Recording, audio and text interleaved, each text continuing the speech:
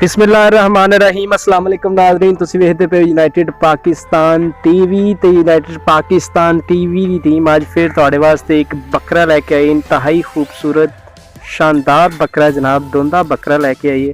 तो सब तो पहला गुजारिश ही करांगा कि अगर तुसी अपने चैनल ते नवे हो तो सब तो पहला सबसक्राइब कर लो, नाल ही बैल आइकन ते बटन ते प्रेस कर लो। मकसद ये कि नवी तो लेटेस्ट वीडियो सब तो पहला तुहाडे कोल पहुंचती रहे ते नाले तुसी इसे तरह साढ़े नाल प्यार मुहब्बत का इजहार भी कर सकते हो।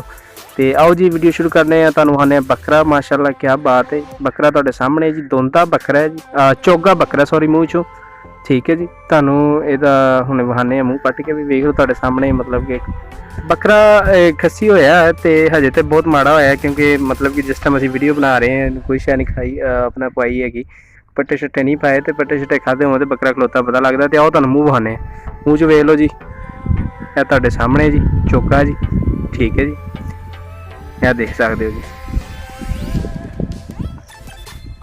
मूँह तुहाडे सामने जी, बुहारे ने भाई होरी।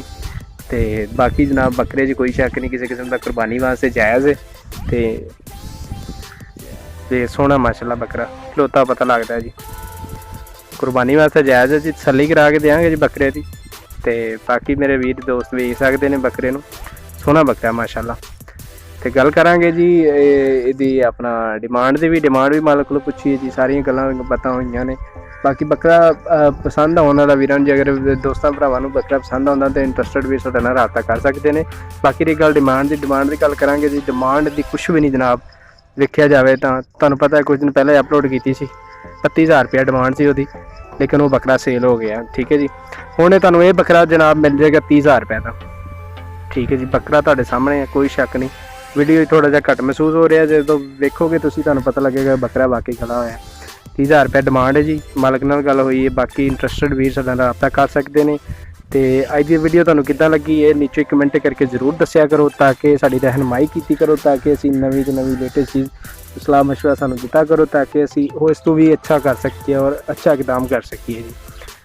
तो अज की वीडियो नाल इजाजत चाहांगा जी, मिलते हैं अगली वीडियो के नाल। अल्लाह हाफिज़।